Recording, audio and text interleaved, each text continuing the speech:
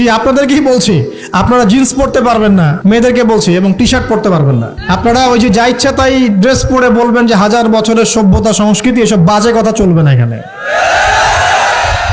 এটা হাজার বছরে কোনোদিনও আমাদের দাদা নানিরা এগুলা কখনো পরে নাই। পড়ছে?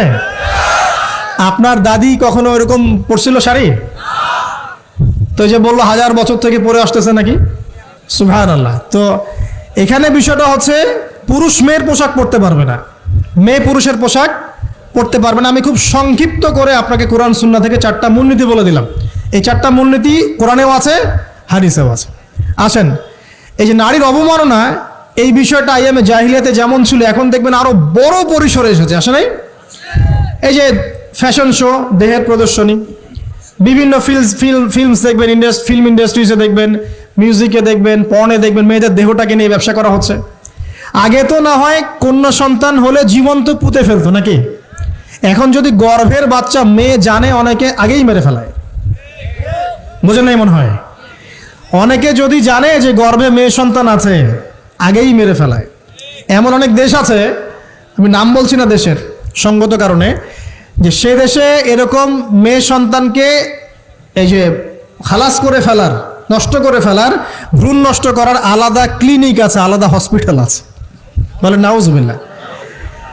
তো আসলে ওই 1450 বছর আগের মানুষটা বেশি বর্বর ছিল না আমরা বেশি বর্বর? এই অধিকারের কথা বলে বলে আমরা মেয়েদের দেহটাকে নিয়ে এখন মস্করা করছি, তামাশা করছি। সবচেয়ে সেরা অধিকার কোথায় পাবে? কোরআনে পাবে, হাদিসে পাবে, ইসলামে পাবে। তার পর্দা নিশ্চিত হবে, দেহ সেফ থাকবে, তার ইজ্জত নিশ্চিত হবে, ইজ্জত সেফ থাকবে, তার সম্মান সেফ থাকবে, তাকে রাজরানীর মতো স্বামী বাসায় রাখবে, কারণ সে হচ্ছে তার কাছে সবচেয়ে মূল্যবান প্রিয় বস্তু। শুধু তাই নয়, সম্পত্তির অধিকার তাকে দিতে হবে। একজন মেয়ে তার ভাইয়ের সম্পত্তি পাবে, তার বাবার সম্পত্তি পাবে, তার স্বামীর সম্পত্তি পাবে, সব দিক থেকে সে সম্পত্তি পাবে। আর একজন ছেলে কিন্তু সব দিক থেকে সম্পত্তি পাবে না। তো এই বিষয়গুলো যখন এক শ্রেণীর মানুষ বোঝে না, তখন ইসলামের বিরুদ্ধে অহেতুক প্রোপাগান্ডা চালানো শুরু করে।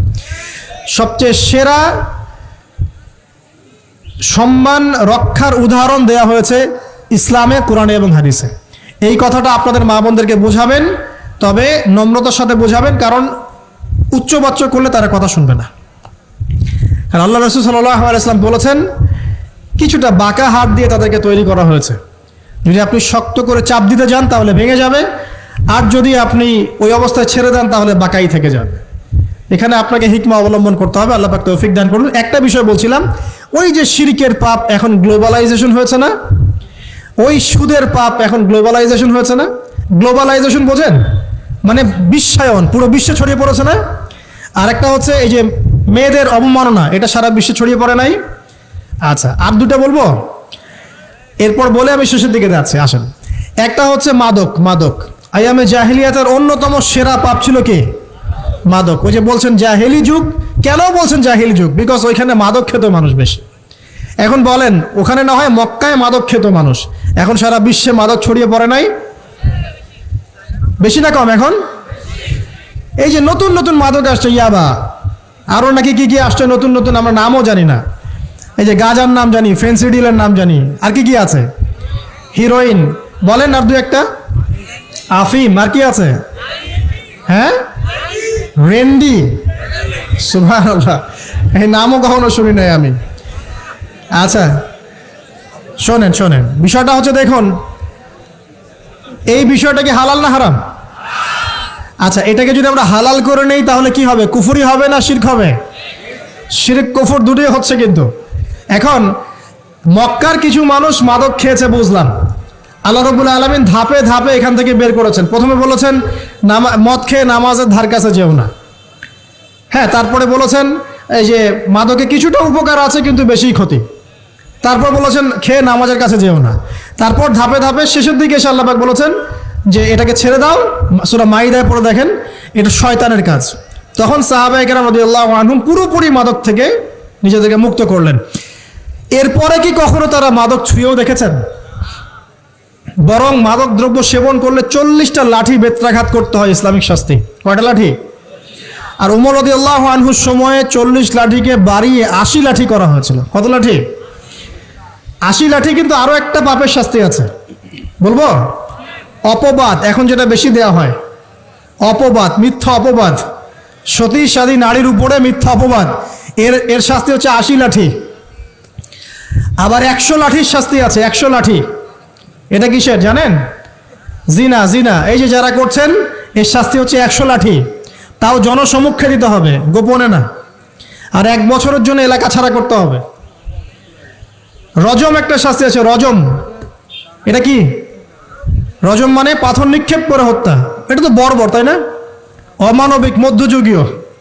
এসব কথা শুনছেন না? শোনেন, কিছু কিছু বিষয় আছে যে বিষয়গুলো করার পরে এই পৃথিবীতে মানুষ বেঁচে থাকার অধিকারটা হারিয়ে ফেলে। কথা বুঝতে পারছেন না মনে হয়? কিছু কিছু পাপ আছে, এগুলো করলে পরে মানুষ এই পৃথিবীতে বেঁচে থাকার অধিকারটা হারায় ফেলে। যেমন কোনো বিবাহিত ব্যক্তি যদি জিনা করে, নাউজুবিল্লাহ, কোনো ছেলে যদি কোনো ছেলের সাথে যৌন সম্পর্ক করে, সমকামী করে, বা এটাকে যেটা গে মানে যেটা কি বলে, সমকামিতা, ঠিক আছে, এই কাজ যদি কেউ করে, নোংরা কাজ যদি কেউ করে, কোনো মেয়ে যদি কোনো মেয়ের সাথে এরকম কোনো কাজ করে, একই পাপ। এইসব পাপ করলে পরে এই পৃথিবীতে বেঁচে থাকার অধিকারটা সে হারিয়ে ফেলে। কথা কি বুঝতে পারছেন? আচ্ছা, তখন শাস্তি হচ্ছে আল্লাহ রাব্বুল আলামিন পাথর নিক্ষেপ করে হত্যা করতে বলেছেন। কারণ হচ্ছে সে এত গর্হিত একটা কাজ করেছে যেটা এই শাস্তি পাওয়ার সম্পূর্ণ যোগ্য। এবং কওমে লূত নামে যে কওম ছিল, ওই কওমটাকে আসমানে উঠিয়ে আল্লাহ পাক পাথর বর্ষণ করে এভাবেই শেষ করে দিয়েছেন। জর্ডান একটা দেশ আছে না, জর্ডান, জর্ডানের পাশে ডেড সি নামে একটা জায়গা আছে, ডেড সি, মৃত সাগর। ওইখানে সাদুম নামে একটা গোত্র থাকতো। কোন গোত্র? সাদুম। ওই সাদুম গোত্র এরকম সমকামী ছিল। আল্লাহ রাব্বুল আলামিন লূত আলাইহিস সালামকে পাঠিয়েছিলেন, তারা হেদায়েতের বাণী শোনে নাই। আল্লাহ পাক ওদেরকে আসমানে উঠিয়ে পাথর নিক্ষেপ করে উল্টা দিকে দাফন করে দিয়েছেন। নাউজুবিল্লাহ। তো কিছু কিছু পাপ আল্লাহ পাক সহ্য করেন না, আল্লাহ পাকের আরশ কেঁপে ওঠে। এই পাপগুলো সেরকম পাপ। কথা বুঝতে পারছেন? তো এই যে জিনা, পর্নোগ্রাফি, ব্যভিচার, পরকে, এগুলোর মধ্য দিয়ে আমরা নারীর অবমাননা করছি না? এবং ধর্মের মাধ্যমে মাঝে মাঝে করছি, যখন আমরা ধর্মের নামে মেয়েদের অধিকার দিচ্ছি না। অনেকেই সম্পত্তির অধিকার দিচ্ছেন না, অনেকেই শিক্ষিত করছেন না, অনেকেই আরো যৌতুক নিচ্ছেন না, যৌতুক নিচ্ছেন না অনেকেই। যে বিয়ের সময় যৌতুক নেয়, এটা তো মেয়ের উপর, মেয়ের পিতার উপর টর্চার করা, সম্পূর্ণ হারাম, সম্পূর্ণ হারাম। তারপরে দেখবেন, রিপোর্টগুলো পড়ে দেখবেন যে এই বছর 2000 কত, এটা 22, এই 22-এই গভর্নমেন্ট রিপোর্ট অনুযায়ী নিবন্ধিত প্রায় 1339টা ধর্ষণের মামলা হয়েছে। তো এটা এখন অ্যাভেলেবল, যে কোনো সব জায়গায় ধর্ষণ হচ্ছে, এখন অ্যাভেলেবল। মানুষ এটাকে স্বাভাবিক মনে করছে, এখন নর্মাল, নর্মাল ধর্ষণ হতেই পারে, মানুষ এখন এমন মনে করছে। প্রত্যেক দিন পেপার খুলবেন, দেখবেন রেপের খবর, প্রত্যেক দিন খবর শুনবেন ধর্ষণের খবর। আর সব খবর তো আসে না, আসে হয়তো 10%, 20%, 30%।